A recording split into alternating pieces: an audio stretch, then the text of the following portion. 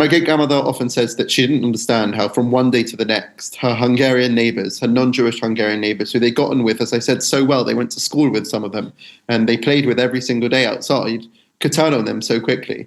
And that's, I think we should focus on this later, but that's something which I think Jews, again, today, in the post-October 7th world, have felt. How could it be that those people that I sat with in a lecture hall only a day before, or a few days before, on October 5th, how could they turn on me so quickly? How could they be posting these terrible things online? And I think that same thought process and that same realization has been one, as I say, that many young Jewish people have had to go through again today. And then she moved to Israel in 1947 and says that she was in the greatest hell ever, Auschwitz-Birkenau, but was also in the greatest miracle ever on the streets of Tel Aviv on the day that Israel was declared a state in May 1948. And eventually in 1967, she made her way to England, to London. She built a large and loving family. She not only survived, she thrived. She had 3 children, 10 grandchildren, 38 great-grandchildren, and in her last year, in her 100th year, a great-great-grandchild, my nephew. She often said that Jewish babies are the best revenge against the Nazis. And that's a short overview of her life story. The Jew saw them all, beat them all, and is now what he always was. All things are mortal but the Jew. All other forces pass, but he remains. What is the secret of his immortality? Hi, Seth. How are you? Speak. Good. Good. Getting ready to have you over here in the U.S. Looking forward to it. It's happening. For anyone who's targeting us, we'll be conveniently located in the same place for a while. God help us. I sadly we're not big enough to have enemies. I am talking lately to people who are big enough to have enemies. In fact, I just have to kind of get it off my chest because this has been, I just got off a meeting with some people, 2 different Jewish organizations that are working in anything but traditional ways to fight anti-Semitism, right? So all the big organizations who love to take everyone's money and don't do anything, whose sole purpose, it sometimes seems, is to keep anti-Semitism going, so everybody's got jobs to come to in the morning. These guys actually do the legwork to figure out the enemy. Okay, the enemy without, I should say, because in the Jew function we talk about the enemy within, and our need to unite as Jews, and that is sort of the root cause and the solution to anti-Semitism. But as the walls are closing in, we have all those different groups closing in on us, and you can see it in wherever there are Jews, really, in Europe, in the UK, and the US. And I was amazed. These organizations have done such amazing work at identifying the enemies. And Seth, let me tell you, it is depressing. I mean, if you could see, unfortunately, I can't show this information. It's not public, but if you could see how, and we used to think, we used to talk to people here about like this convergence of like the Islamists and the woke, right? No, it's not. Islamists and woke are just half of the equation. There's 2 other partners in this deviant bed. You have anarchists. It's a whole subset, right? And you have China. At least in the US. I'm not sure how it plays out in the UK. Maybe our guest today will help us, will shed some light on that. I don't know if he has that information. But in the US, there's a wall of organizations, small and large, public and more secretive, more public-facing, and there's a massive wall. I'm talking, dozens and dozens of organizations, grassroots. You have blacks, you have unions, you have anarchists, you have national level, you have local things, you have in the academia, you have in law, you have like basically every layer, right, of society. They have a headquarters in New York, they have all kinds of things, and they've been getting close to $400 million in the past 5 years alone from like the Ford Foundation, the Rockefeller thing, the this, the that, right? Like they've been just getting all this money, and there's even they even have one group inside that's actually an actual party running for the government, for Congress in America, which is Chinese. It's like, it's insane. And You're saying the Chinese one is also anti-Semitic? The Chinese are not anti-Semitic. They just they saw an opportunity and like, oh, Jews as a wedge, great, let's use it.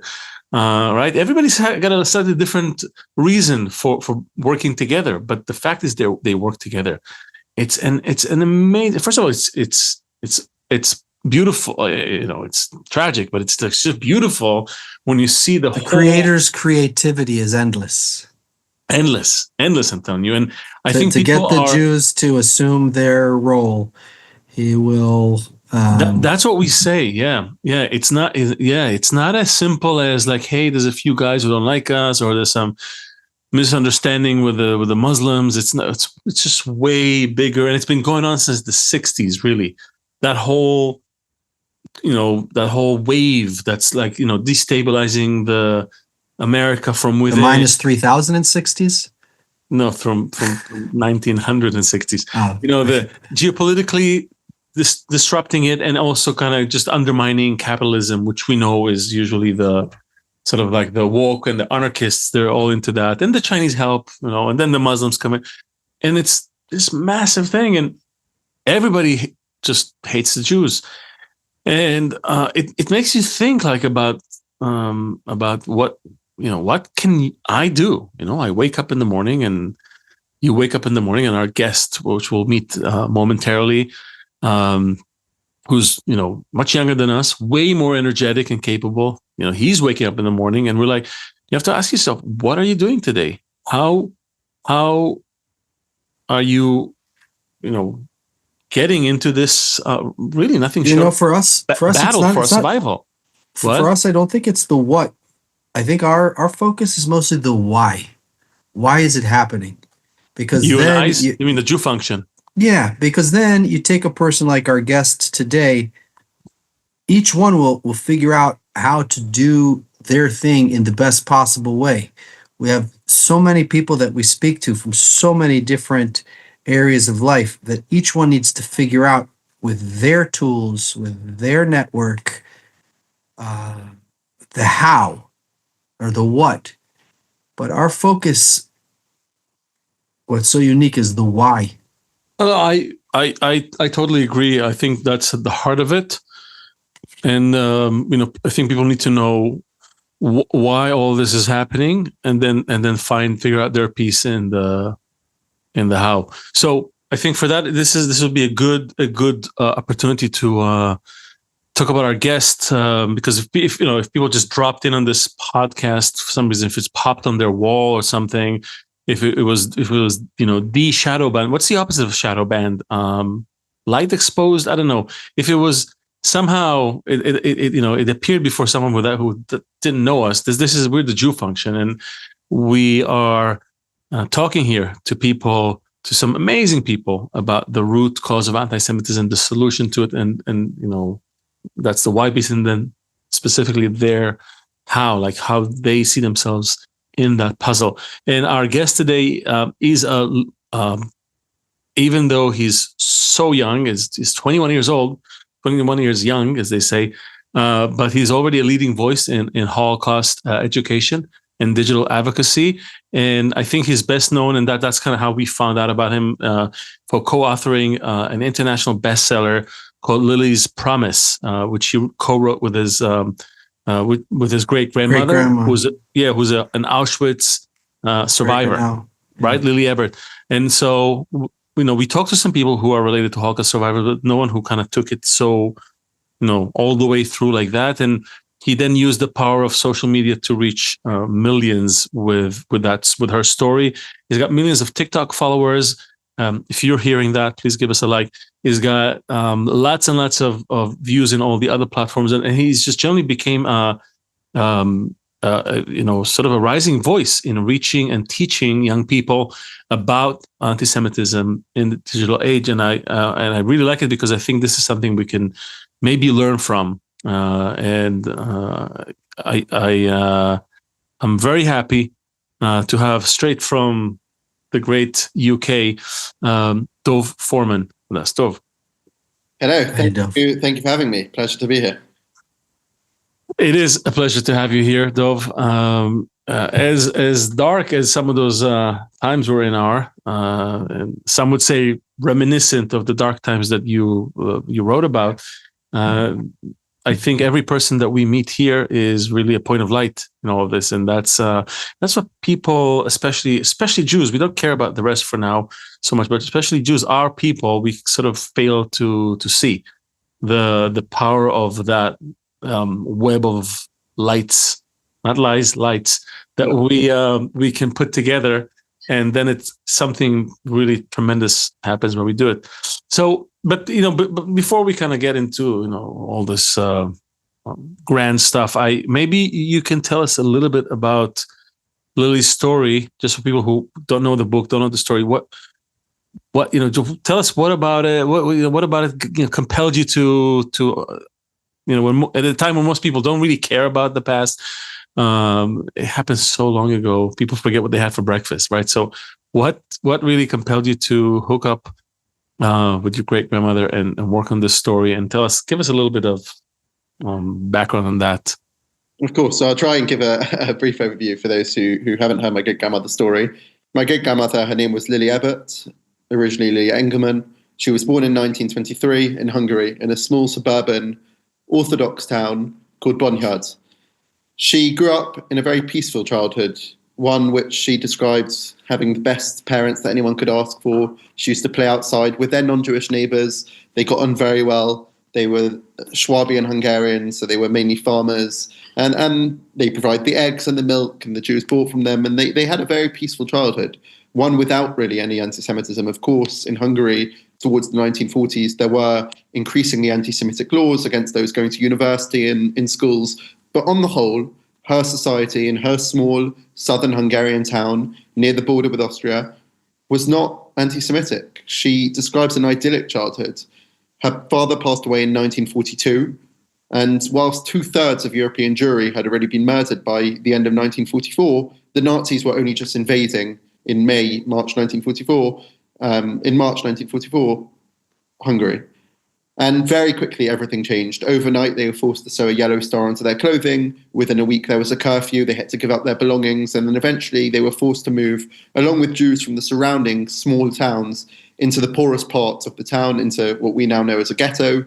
They only were able to take a small pile of belongings with each person. They were forced to move out of their large home.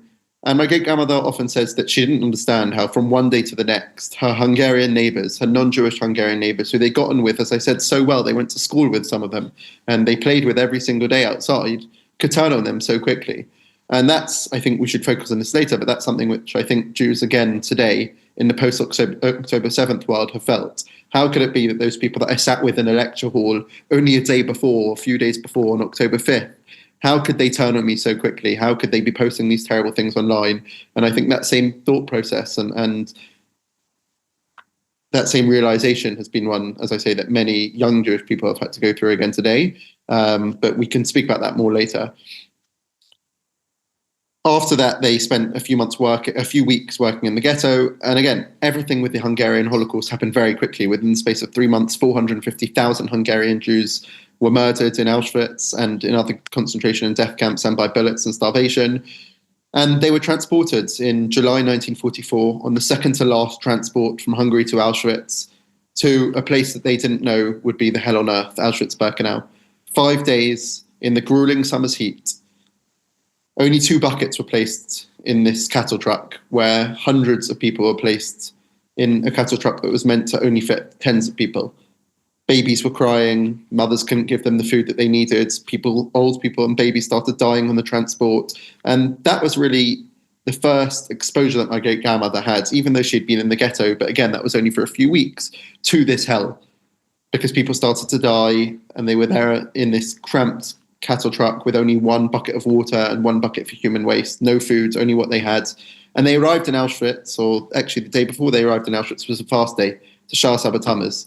And my great-grandmother's youngest brother was fasting. It was his first fast. He had just turned 13. And his mother, my great-grandmother's mother, pleaded with him to eat. And he refused. He said he wouldn't. And on arrival in Auschwitz, they were separated into groups of 5. And my great-grandmother's mother, her youngest sister and youngest brother were sent left by Dr. Mengele, She never got the opportunity to say goodbye. She didn't know that they would be gassed within hours of arrival. And my great-grandmother and two of her other sisters, as I said, her father died in 1942. She always says, luckily he died, even though he was still quite young when he died, because he has a grave. I've been to his grave in Hungary. And my great-grandmother and her two sisters were sent right. They were spared, not that they would survive, but that they would be able to work and that the Nazis would extract the maximum amount of work from them. My great-grandmother describes the realization, or that moment of realization, of finding out that the Nazis had murdered her mother, her younger sister, and brother, who she had arrived with. She pointed to the chimney and the smoke that was coming out of it, and the fire, and the terrible smell. She always spoke about that smell, and all the survivors do. And she said to a prisoner who had been there longer than her, "What place is this? What factory is this? What do they produce here?" Again, it's incredible in a sad sense to think that someone in 1944, towards the end of the war, 2/3 of European Jewry had already been murdered, didn't know what Auschwitz was, didn't know that just a few hundred kilometers from her, or possibly even less, that this was happening. There was a factory of death. And that other prisoner looked up at the smoke and said, "That's not a factory. They don't produce anything there. That's where they've just burned the family that you arrived with." And that's the moment that she realized that that's where she had arrived. I mean, she'd obviously seen the skeletons walking around and they'd shaved her hair, but still, she didn't realize until that moment. She spent 4 months in the hell on earth in Auschwitz, working in the sewing factory, sewing uniforms, both for the Nazis and other things as well. And then in October 1944, my great-grandmother, together with 500 other Hungarian women, were transferred to Germany, to a place called Altenburg, to a munitions factory, where they were forced to do heavy labor, making bullets for the Nazis. And my great-grandmother often speaks of her own personal resistance. You know, there was a big misconception, especially amongst Israelis after the war, and now the anti-Semites use it as well, that Jews were like lambs to the slaughter. We know that that's not true. I mean, people often ask me as a Holocaust educator, well, why are there two Holocaust Memorial Days? Why is there the International Holocaust Memorial Day in January and Yom HaShoah in April? And the reason is because the International Day is for the wider community, but commemorates the liberation of Auschwitz and the destruction and the devastation. Yom HaShoah in April commemorates the Warsaw Ghetto Uprising. It's a Jewish day of defiance. And so for my great-grandmother, that defiance was putting the bad bullets in the good pile and the good bullets in the bad pile when she was in that factory. She spent a few months there before, in April 1945, being taken on the death march. And she marched for 5 days. Her shoes had already worn out by then. Very little food, no water. Anyone who slowed down was shot. If you sat down, you were shot. And then suddenly, out of nowhere, they saw American planes flying over, and American Jewish liberators stumbled upon them. And that was Chaplain Schachter and his group of soldiers who stumbled upon them and gave them life again. And my great-grandmother often says that she had 3 lives: the life before the Holocaust, her life during the Holocaust in the hell, and that was her birthday again, the Friday the 13th of April 1945, that day of liberation. But of course, anti-Semitism didn't die then. The Holocaust ended, but the ideology didn't end with it. And my great-grandmother might have been liberated, but that's only the moment that the pain began to set in. She began to realize what had been lost, because for that whole year before that, she was just trying to survive. And that's the moment when she could begin to internalize what she had just been through. And of course, throughout that whole time, she was looking after her 2 sisters. And she often says that looking after those 2 sisters is what helped to get through it, what helped to survive. And there are other things as well, which we can talk about how she survived. But after that, she went to Buchenwald, where she was there for between a few weeks and a few months. We don't know the exact period of time. Before, in that summer, moving to Switzerland. She said she didn't want to go back to Hungary. She thought that no one else, or she knew that no one else would have survived. And so she went to Switzerland to start again. She spent a year recuperating with other young Jewish men and women who had survived. And then she moved to Israel in 1947 and says that she was in the greatest hell ever, Auschwitz-Birkenau, but was also in the greatest miracle ever on the streets of Tel Aviv on the day that Israel was declared a state in May 1948. And eventually in 1967, she made her way to England, to London. She built a large and loving family. She not only survived, she thrived. She had 3 children, 10 grandchildren, 38 great-grandchildren. In her last year, in her 100th year, a great-great-grandchild, my nephew. She often said that babies are the best, Jewish babies are the best revenge against the Nazis.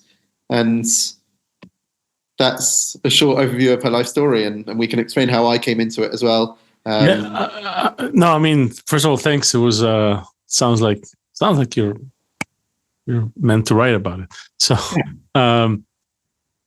so maybe that's the next question. I mean, because we don't do Holocaust memorials.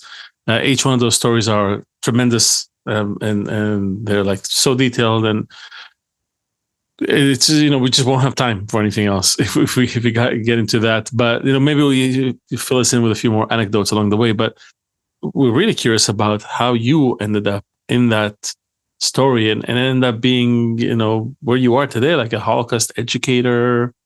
You're 21. What's up with that? So my great grandmother spent decades of her life after she moved to the UK. Her husband passed away very young, and she began to share her story, to go out to schools, to universities, to workplaces, to go back to the camps on 5 occasions.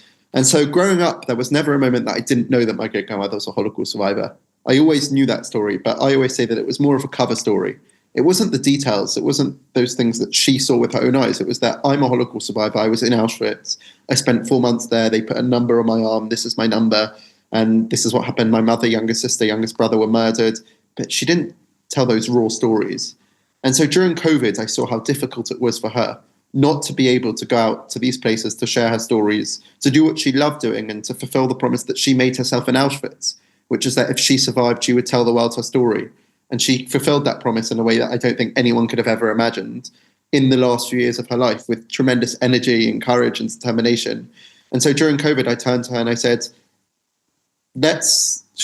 after a few months of not being able to go out, I said to her, let's start using Zoom. You can speak to schools on Zoom. And so we did that. And I wrote an article for the local Jewish news here about how Holocaust survivors are taking to new forms of media like Zoom and online to share their stories. And one thing led to the next. And eventually I said to her, Safta, we obviously used to call her Safta, Hebrew and grammar in Hebrew. And I said to her, Safta, show me some things that you have from the time of the Holocaust. I'd love to post them on my social media and show the world. And she was rummaging around her cupboards and she pulls out this banknote from the back of her cupboard. And I said to her, what's this? And she says, this is a banknote which a Jewish American liberator gave to me on Friday the 13th of April, 1945, upon liberation from the Death March. He met us, we were like skeletons. He didn't even know what he had encountered. And he said, I want to write you a message of goodwill. I want you to remember me. And so he kind of looked for a piece of paper. He couldn't find one. So he pulled out this German banknote and he wrote on the sides, the start to a new life, good luck and happiness. 10 words of hope. And he didn't write his name. He just wrote his position in the army, assistant to Chaplain Schachter. So I thought, wow, I as a young Jewish person growing up in the UK, where, the UK were part of the Allies who liberated these camps, and I'm the great-grandson of a survivor. I'd never heard of the kindness of the liberators, the work that they did to bring these survivors back to life and to show them kindness. And I said to her, Safta, I have to share this with the world. I think we can find this soldier. And remember, he hadn't written his name, just his position in the army. The issue was there were plenty of people with that same position. Anyway, I posted it on Twitter, and within 8 hours, 2 million people had seen it. And within 24 hours, we had found the family of the soldier. The soldier had passed away a few years earlier. His wife has passed away just a few months earlier during COVID. But we managed to connect with his family, and it turned into an international hunt for this mystery soldier. And there's a whole story I don't think we have time to get into now about how we found him and the historian who saw his letters and realized that this was this soldier. But ultimately, it showed me for the first time the power of social media to begin sharing her story. And from then, I took that one thing and I ran with it. And I'm still running with it today, 6 years later, to be able to share her story, to be able to go out onto news channels, because obviously this made international headlines across the world. And together, me and my great-grandmother started continuing to use Twitter to share her story. And then a few months later, I said to my great-grandmother, people are going viral for dancing on TikTok. Let's go there and start answering questions, provide people an opportunity to ask questions to you during COVID, during lockdown, about your story when they can't meet survivors face-to-face. And she said, I'll do it, but let me see what it's like first on TikTok. Let me see some videos. So she looked and she said, I'll do it, but I'm not dancing. And so we didn't dance. Instead, we posted incredibly important videos.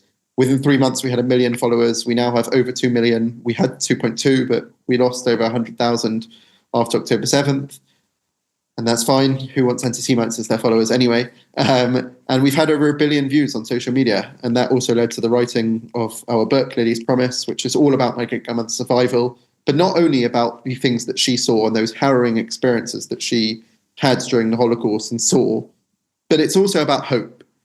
And it's about her life before the war and after, and about how she rebuilt, and about how anyone who's going through dark times in their life can also rebuild and can get through them and can see the light at the end of the very dark tunnel.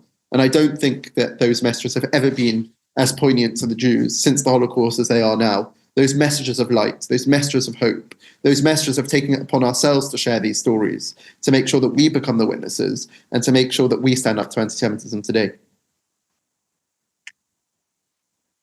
This is wow, quite a journey. I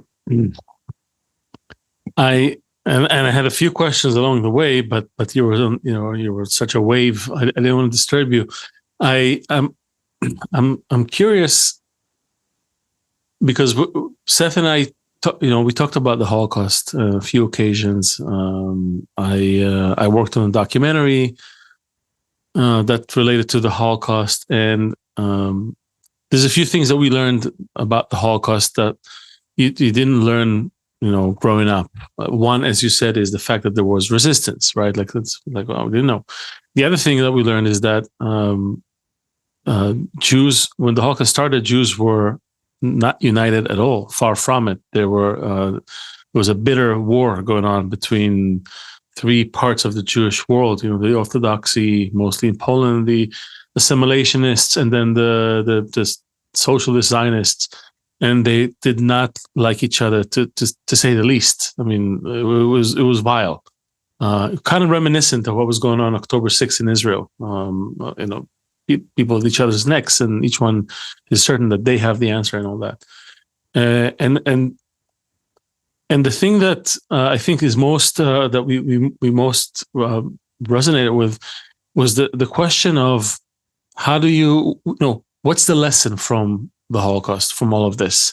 Is it only a lesson of, as you said, hope and perseverance and, kind of rising against all odds, right? Which are important. They're great affirmations.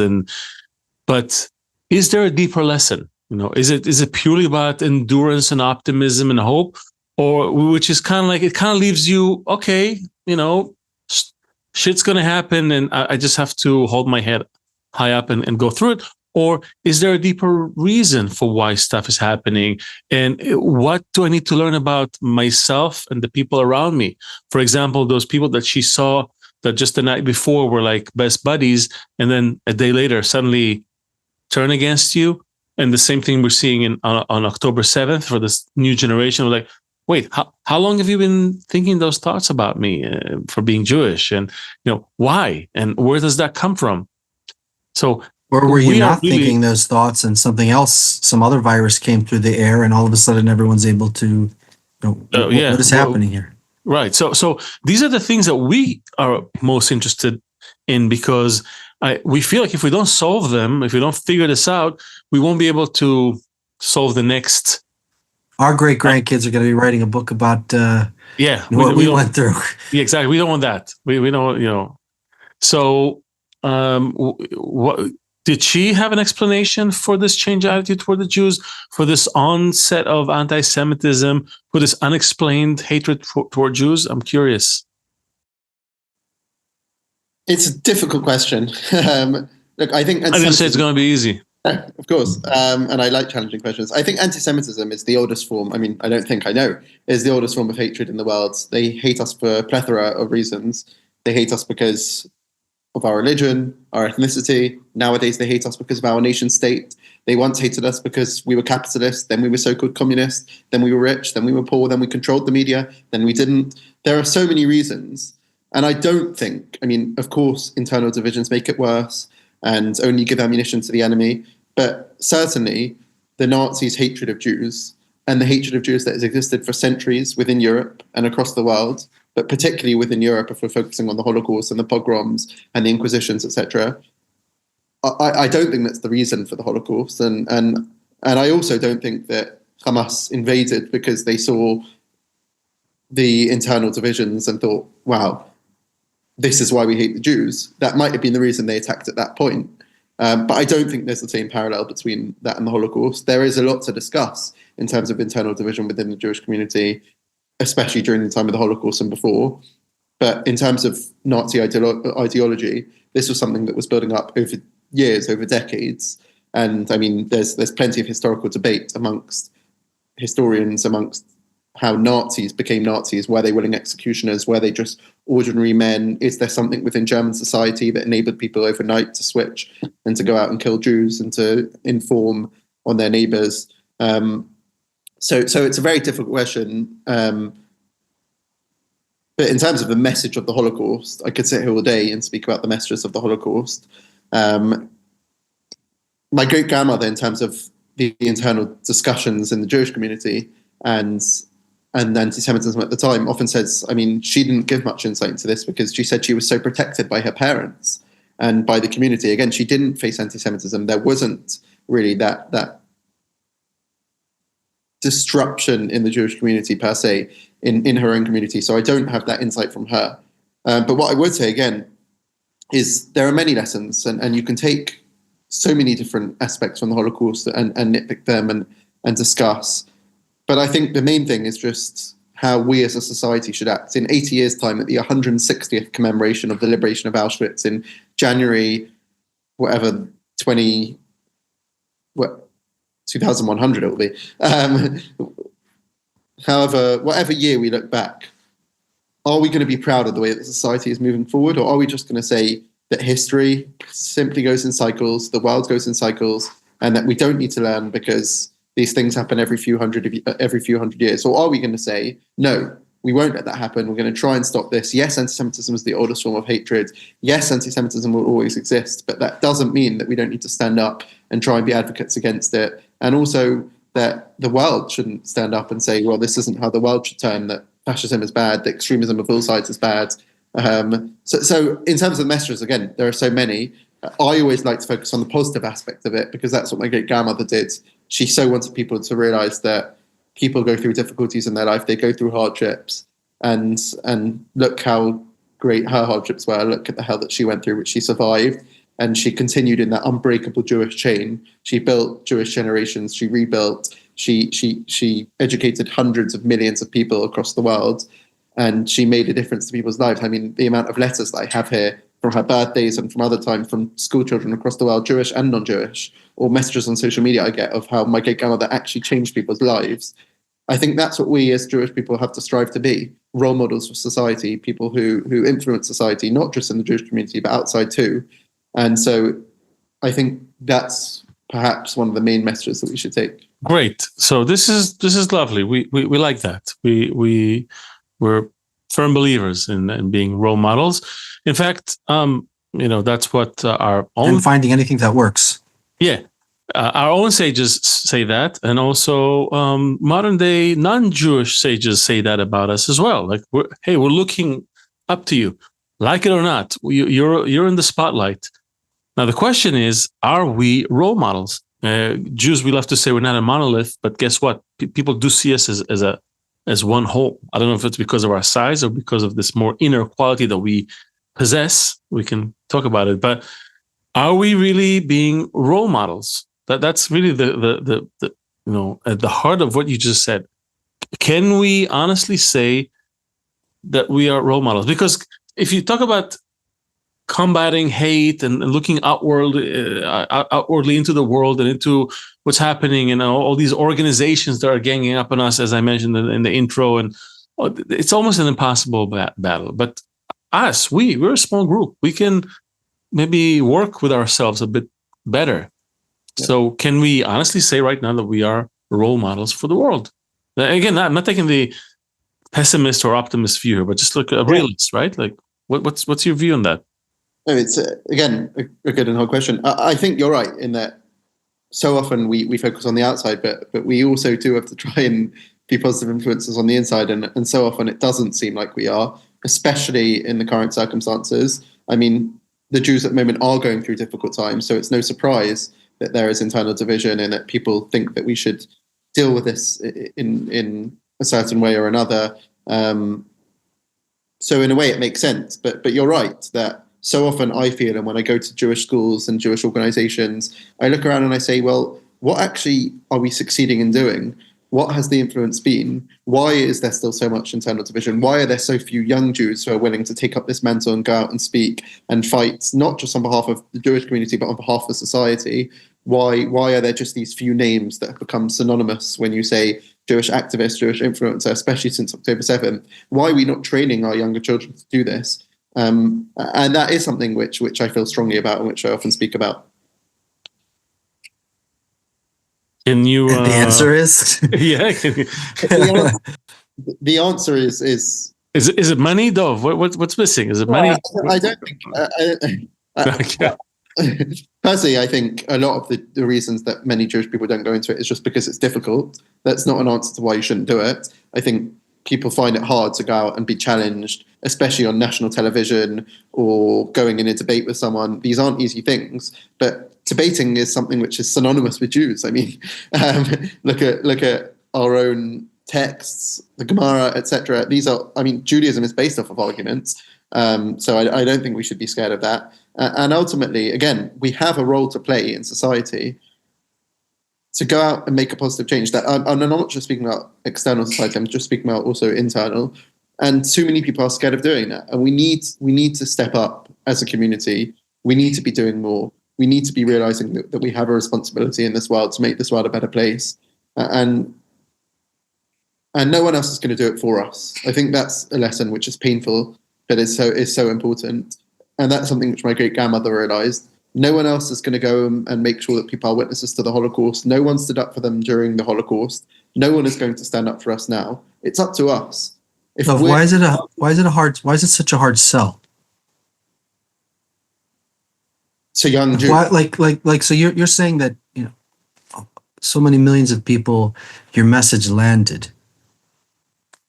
Did 5% of them take the mantle and go out and take it to, and also like from let's say you cast a gigantic net and you touch someone's heart. Let's say then there's a smaller group that it really affects their life, and an even smaller group who then is able to be inspired enough to do something about it. So that's the thing. How does this become the same? Because you asked a question earlier, which people may debate, like, was there something specifically about the Germans that made them susceptible to become Nazis? Our feeling is no, and it could happen anywhere. This is not a German, Nazism is not a German phenomenon. There are that expression of, the trains on time and all that was German, but not, No, right. And by the way, evil exists in everyone. That's also an important message which my great-grandmother wanted to say. The gas didn't fall from the sky. Auschwitz-Birkenau was not a place that was created by monsters. These were, by the way, from the most educated and modernized society in the world at the time. We talk about it all the time in our podcast, that it came in the, just like in America and in Britain today, right? Some of the most advanced societies. These were doctors, scientists, lawyers, accountants.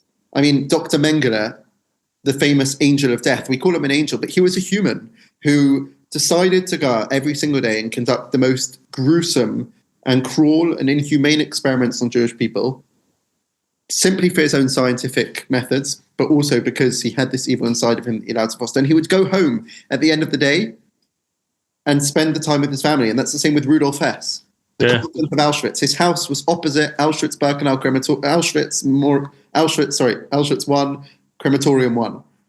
Opposite his house was a chimney in which hundreds of thousands of Jews every week were being cremated and their smoke was coming out of. And he played with the kids in the garden. You've seen the movie? Have you seen the movie? Yeah. I mean, these were humans, and we have to remember that. And we have to remember that this evil can crop up anywhere in society. And so back to your question, I mean, did it make a difference? I think there's a number of things. One is that my great-grandmother's message, I'm now talking about messages which I give based on the question of to young Jewish children when I go out and speak, but to the world was a message of hope, and that did resonate with millions of people, and it did change their lives.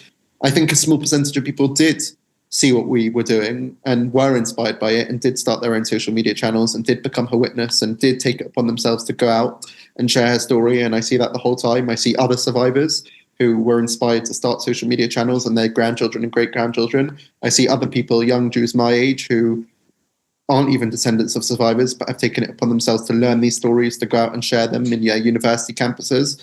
And by the way, since October 7th, I've been incredibly inspired by the amount of young Jews who didn't need to do this, but have put themselves on the line, who have put their own university careers on the line to combat this anti-Semitism in their own university and stand up for their other young Jewish friends at university who aren't doing it. And that's not a criticism of those people. It's just to say that there are people who are picking up this mantle. It's just not enough. And frankly, I think the best example I can give of that is the fact that whenever they're looking for a young Jewish voice in the UK, for example, to go on national media, the only person they ever know to come to is me. It can't be, out of the 200,000 Jews in the UK, that I'm the only Jew that's available ever to go on television, or the only person that wants to go and speak up. How is that possible? So I think that young Jews, and not just young people, I think also we place too much burden on young Jews in our own society. Everyone should be doing this. But why are enough people not doing this? You asked. Have you discovered the answer to that? I don't have the answer. Perhaps, I mean, we laughed about it earlier. Perhaps it's that there is simply no money in this space. I mean, you do have to provide for a family. Perhaps the other thing is that people are scared. I get death threats every single day. I get hundreds of anti-Semitic comments and DMs and comments on the streets after I've been on the news. It's not an easy thing to do, but nothing that's worthwhile and rewarding in life is easy. I by the way, first of all, just about the money, I don't think there's a shortage of money. As I mentioned earlier, the other side got close to $400 million in the last 5 years just for protests and all that. I'm sure all the if the great Jewish organizations would put their heads together and actually worked on that, on nurturing, raising the next generation of speakers, of organizers, of we like to call them priests, but like a nation of priests, as we refer to in the Bible. But I don't think I think it's an apt description for what we need to be today in the digital world, in the modern day. You need to be a priest. Is just another word for an influencer that just happens to be connected to the upper force of love and bestowal. This is how we like to see it. And so you want to be influencing that to the world. And so I think this is our calling. And yes, you're right, it's not lucrative, but I think there is a lot of money. Those organizations, they're throwing these lavish congresses. There was just, I think they're just having the elections for the World Zionist organization. And I mean, there's no shortage of money, between all the Jewish people. Come on. So. I mean, I agree. And I often go and speak to Jewish organizations who have raised billions of pounds in the past decade or whatever it might be, and who have spent hundreds of billions of pounds.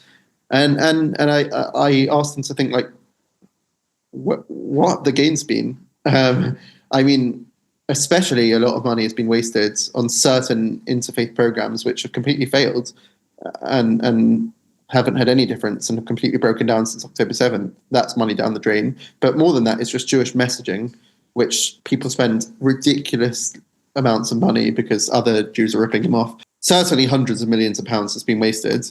And I think we as a Jewish community also need to get better in deciding where we direct those funds.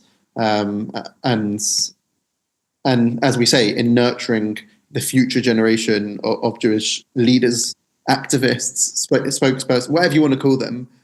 I think we do need to value people more than we do. I think one of our problems is, after October 7th, we can rally around the problem, and the Holocaust, we can rally around the problem.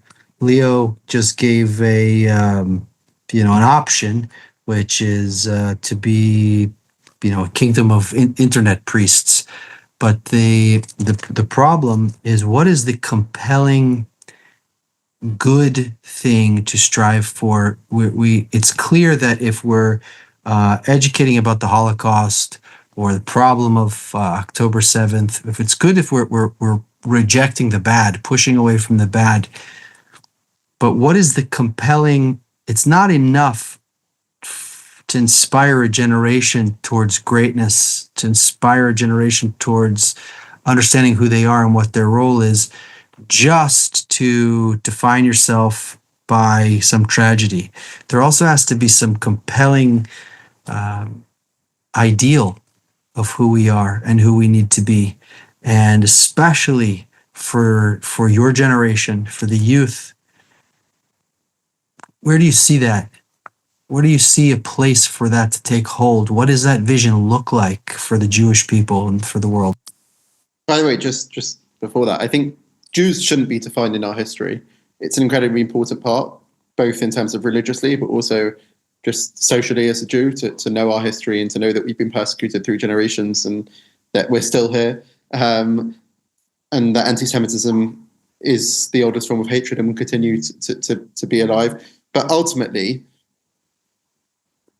we shouldn't define ourselves because of anti-Semitism. We should be strong, proud Jews because of who we are, and we should continue looking forwards, not always backwards. I'm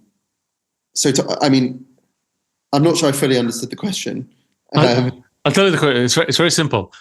Instead of inspiring people to come out and speak and talk and become activists and all that, to avoid the next Holocaust, what is a good picture that they could be inspired by? Let's go out and speak and influence in order to reach this state. Is this picture of goodness simply this life that we know, where I get up in the morning, I have a job, I go to school, I buy some stuff, I come back home, I get married, I have some kids. Is that the vision that we're after? Can we offer some? Yeah. Can we offer? I want to become a football player like Ronaldo, right? I want to become a singer like Beyonce. Like, this is some compelling future. Do we have something? Do you have something when you're speaking to people about some compelling future that you can talk to the Jewish youth about, that they can aspire to? Well, firstly, I think we've lived a golden age of Jewish life for the last 80 years after the Holocaust. Hopefully, the aspiration is that we can go back to just living life as regular Jews. And that the anti-Semitism that spiraled out of control and that reared its ugly head again in society after October 7th goes back down below the parapet and continues to simmer at the level it did before October 7th. So, in terms of a big aspiration for Jews, maybe people won't like to hear this, but surely the aspiration has to be that we're out of the heat and the spotlight every day, that we can just live our lives like everyone else. Surely that's the aspiration, that each Jew can be what they want to be. In terms of, sorry, go ahead. I don't want to cut you off, but I do, because we asked this question a lot, and first of all, I don't think going back to anything is an option. Nature doesn't normally go back. So even to say, hopefully, you can go back to, yes, things move in cycles. Yes, right, But really, looking forward, it's not just the Jews. Like, even if you took anti-Semitism out of the equation, the world as a whole is undergoing a big transformation. COVID was a big moment for humanity, but now this, all these wars that are taking place, this instability, there's a general feeling of a general crumbling of a lot of the things that we used to call certain, other institutions, in politics and education and trade and family. Everything is kind of coming into question. What's not working? What should be working? What should we aspire to as humans, right? Like a lot of big questions. And I can't help but feel that we as Jews have a big place in it, like in those answers. Huge, tremendous place. I agree. That's what I was trying to say. And that Jews have a responsibility to try and improve the world, to try and make it a better place. That doesn't mean everyone needs to do that, but that's what I was saying earlier, that we need Jewish leaders, not only inside the Jewish community, but out, who are going to be spokesperson, speak people who are going to be leading that change, whether from policy positions or from their organizations, or just as individuals going out using their voices for good on social media, etc. And so that's what I meant. But my comment, Ari, the other side was, what can the Jewish community, I think, aspire to? Surely the aspiration has to be that we can go back to some sort of normality. Of course, life will not go back to the same way that it will. And of course, the world is undergoing changes and major changes across the whole Western world particularly. And we should be the ones who are going out and who are trying to influence and make the change for good and for positive in society. Some people might not want to do that. And for those that do, the aspiration should be that Jews can live like everyone else in freedom, without the fear of because they're wearing kippah on the street, persecution. Are we like everyone else? Right. This has to be the ground. I mean, we have to be able to walk outside without being killed. Yeah. There has to be that, but there also has to be more than that. So, are we like everyone else? I mean, No, not anatomically. I mean, like Our role towards humanity. well, look, I think. Hold on. I'll just add a little preamble to this question, just not to just drop it on you. But when we did our research, it looks like, it appears, right, that throughout history, no matter what, Jews were typically, singled out. Like, people pointed at us, for better and for worse. Oh, it's the Jews, or oh my God, the Jews, they can do this and this and this and that, or it's their fault, it's their responsibility. If this were an equal opportunity, civilization, then one generation would be the Jews, then the French, the Cossacks, the whatever, but it's always the Jews. So it kind of begs the question, why? And as you said in the very beginning, when we were capitalists, it was capitalism. When we were communists, it was communism. It seems like those are just garments that people kind of threw on us in order to point at something. But underneath the garment, there was always the same feeling, the same sentiment. Something is up with those people. Like, we were never allowed to fully assimilate. Any other nation, any other group, put them with another group, 2 generations later, they disappear. Not the Jews. Why is that? It's not even a genetic thing. What's going on here? This disproportionate attention that we get, in proportionate amount of Nobel Prize winners, nothing is proportional, nothing is statistically, balanced about this group. So you could say, well, it's an anomaly. Well, it's a fluke of nature. But when it's for 2,000 years, 3,000 years, one might have to stop and say, well, maybe nature is saying something. Yeah, I mean, I think we're unique in our outlook on the world and our view on the world. I mean, okay, as a nation and stuff, but that's perhaps for a rabbi, not necessarily for me. But certainly we are unique in our outlook to the world, and that goes back to what I was saying and what I've continued to say throughout this interview, which is that we believe in making an impact in the world. We believe in being the ones who stand up. My point about going back to just being able to live was more a broader point about the Jewish society as a whole, not individuals. Jewish individuals believe in the impact of one person. We believe in promoting young people. We believe in educating young people in a way like no other society does. We believe in that community. We believe in one family, that one Jew from one side of the world to another who's never met each other, who might even speak different languages and don't have any common language, will help each other and would host another Jew. That's completely unique to any culture in the world. And so that's why I think we've contributed so much, and perhaps that's led to other societies being jealous and other societies having this unnatural hatred towards Jews.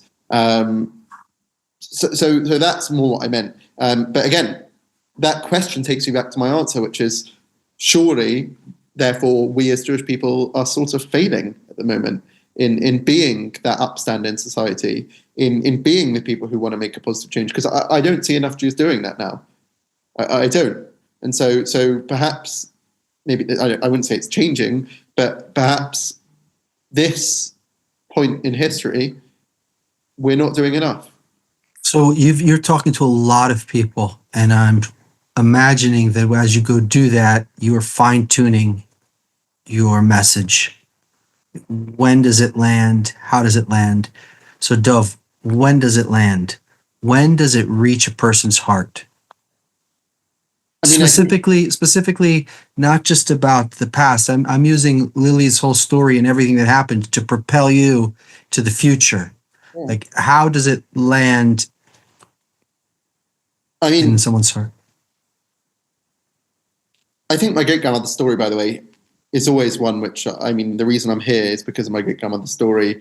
The reason I do what I do is because of her story, and I often refer to myself as this accidental game changer. I didn't plan to do this. One tweet led to the next, and I could have left it as one viral tweet, but I ran with it, and I'm still running with it. And it goes back to the quote by Nietzsche, I think it is, which is, "One who has a why can bear anyhow." Sorry.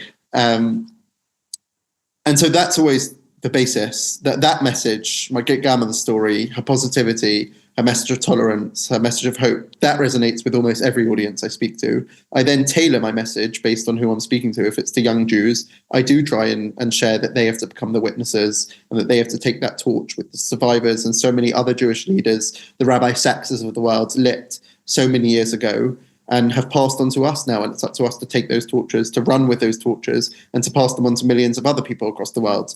And I say to people, it doesn't matter if you have 2 million followers like me or one follower, you can make a difference. Like us.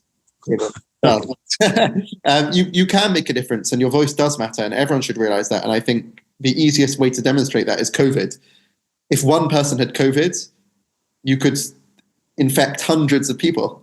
And it's the exact same thing. Your voice, your words, your education, your messages can make a difference. And it's simple. And that can resonate with anyone. And that's the message which I... I'm interested specifically in the message that is landing with people. Like, what is it that, for example, when a new song comes out and it's a good song, like, you just know it's that one's going to be, you feel that it's a good song. What is it that... What lands with people? What lands with the youth? What excites them? What makes them inspired?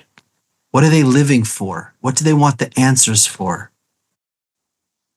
I mean, it's difficult. Every person is trying. I know. Generalize. I know.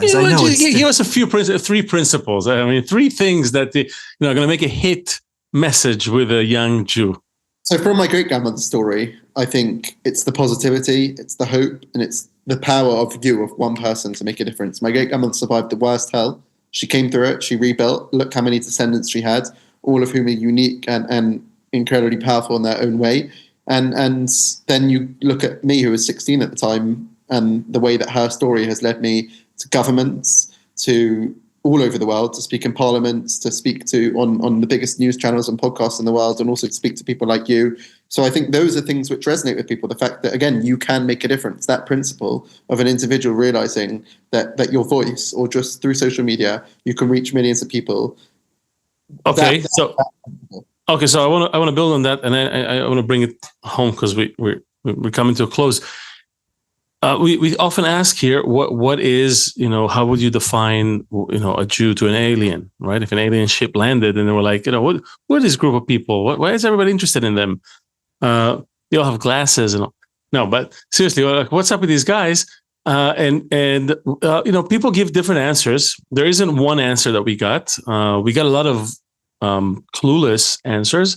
I got a few good sort of summaries.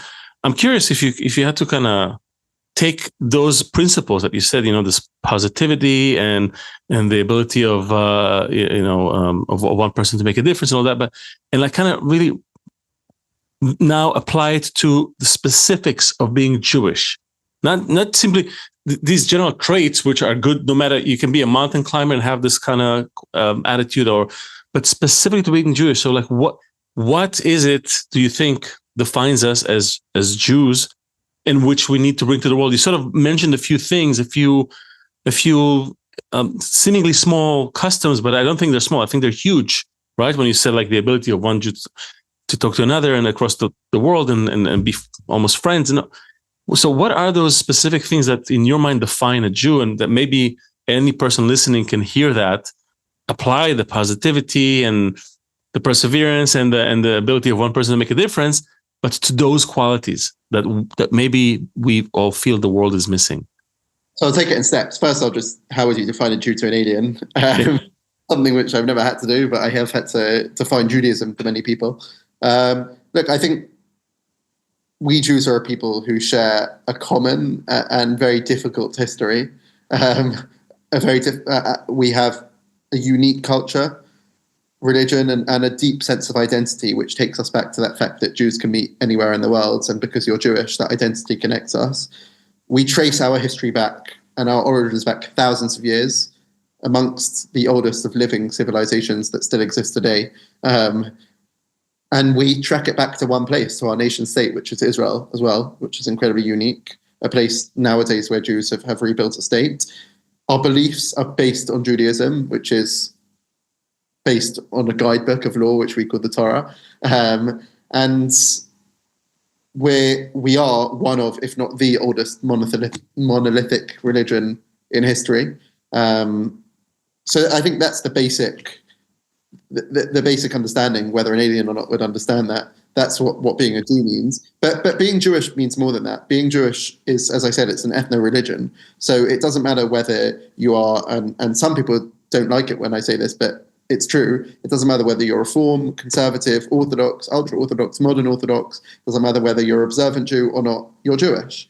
And if your mother was Jewish, you're Jewish as well. And that blood gets passed down, and it's an unbreakable link. And whether you want to be called Jew or not, to the anti-Semites, they don't care. They'll kill you too. The Nazis did as well. But also to the Jews, we don't care. Doesn't matter whether you believe in God or not. You're Jewish, because Judaism is not just a religion. It's an ethnicity. It's a culture. It's a family. And that's also what's unique about Judaism. You know, you meet non-Jews who sometimes define themselves as an atheist, but there's no atheist. There is no atheist in a foxhole. And so, is that the phrase? Or rabbit hole? I think I got it wrong, butchered that. But either way, look, over history, we Jews have lived through the worst persecution in human history, and we've got through it. And we've rebuilt, and we've lived all over the world. We've adapted to different cultures. Some haven't, some have. But we've also maintained our ancient traditions, our ancient festivals, our ancient cultures. We've spoken certain languages. We've kept those languages alive. We've revived ancient languages into modern languages. We revived an ancient state which died into a modern state. And we've remembered our shared past, and by the way, which includes incredible suffering, but also immense joy. As my great-grandmother said in her quote, that she lived through the greatest hell and the greatest miracle. But ultimately, I think all of that comes together in an immensely unique tapestry to make Jews, I mean, some of the most unique culture in the world. And I think the examples of that we could speak about, which are like, as I said, for example, Chabad houses. Whenever I speak to non-Jews, they just don't understand this concept of the fact that you can go anywhere in the world and there's a house where you can go and get kosher food and speak to a rabbi and have a congregation, or just the community life. I mean, so many people in the world today are longing for community. They're longing for a sense of belonging. They are searching for meaning. Judaism is all about that. Again, it doesn't matter how religious you are, how observant you are. It's all about meaning, connection, family, community. You're welcomed in with open arms. It doesn't matter who you are and what you keep.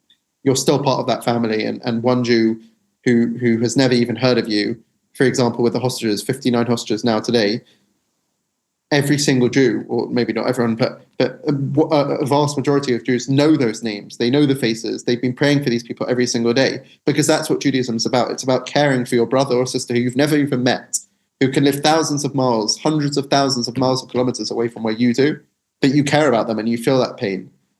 And you have that collective sense of mourning, but also of joy. And that's why people are often struck by the amount of joy. I mean, when you see parades on the street on Purim or Hachnasat Sefer Torah or any festival, people are struck by that light, by that sense of life. What you're saying now, summed up, is like the remedy for that everybody needs. Yeah, agreed.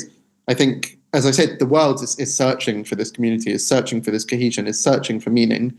I mean, the reason why you have so many crazy things in the world is because people want to feel part of a community. They want to feel part of something, so they join these crazy groups or whatever it might be. But I think, you go back hundreds of years and the world was more of a community, and now it's not. And so I think that is, a lot of the remedies to the world can be found in our own Jewish community. And it's your job to spread it. I try.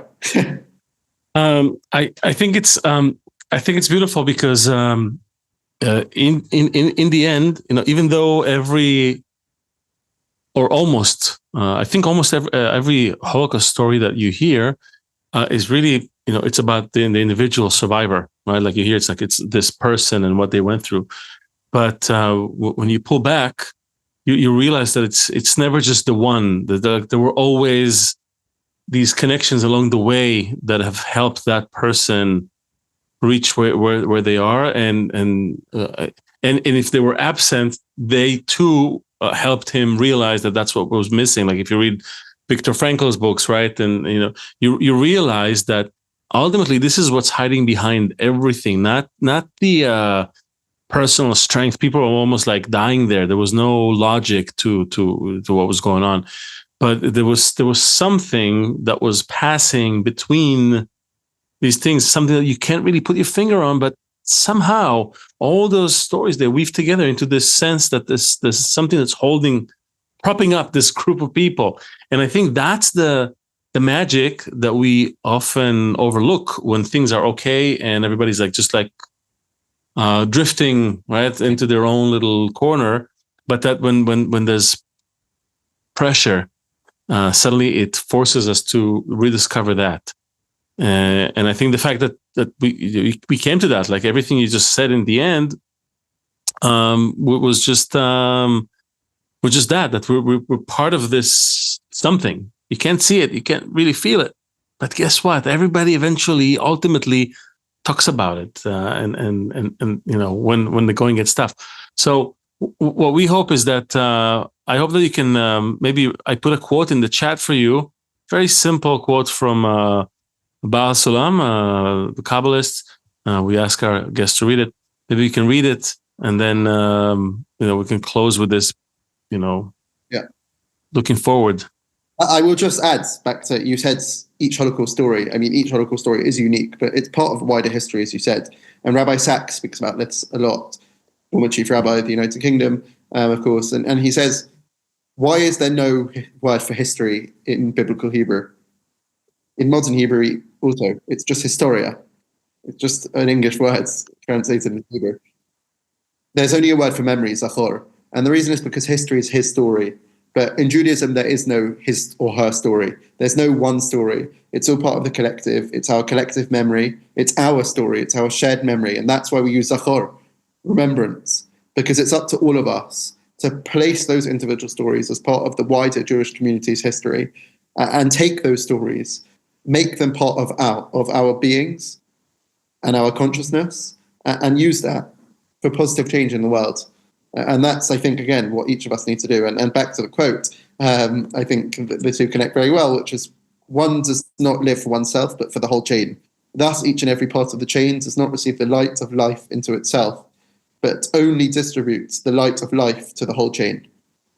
Beautiful. I think this sums it up really nicely. And also it's not all, we already passed Passover, but it's like the same thing. Like you tell the story as if it's happening now to you right now, right? So I think this is the same. This is the quality that really separates. This is all happening now, and it's happening again in the now for us to just realize it and just like make a little psychological switch that we can rise from it. Dov, this was great. Like I said in the very, very beginning, I wish we had more time to hear just more stories from Lily's story, but if not, I urge people to go buy the book and read it, and then invite you over to talk at their synagogue or wherever they are. We can find it on Amazon, right? Anywhere, wherever you get books, they have Lily's Promise in stock. I get my books from a table at the corner of the street here. maybe not there, but any store. Okay, fair enough. We'll put a link. We'll put a link in the description to that. Thank you very much, though, for making time. Good luck with everything. It's wonderful work you're doing. Really, I mean, I'm so hopeful every time we meet a young person that speaks the way. And there aren't that many, as we said, but those few gems that they give us hope. So thank you. Please keep doing it, and we'll stay connected. Wishing you success. Yes, you're part of our circle, this Jewish, unbreakable Jewish circle. We're the Jew function. You're now part of that. This is, this is your function in that circle. And we'll see everyone. Please like, share, subscribe to the content, leave a review. It really helps. And we'll see you all next time. Take care. Thank you. Go to.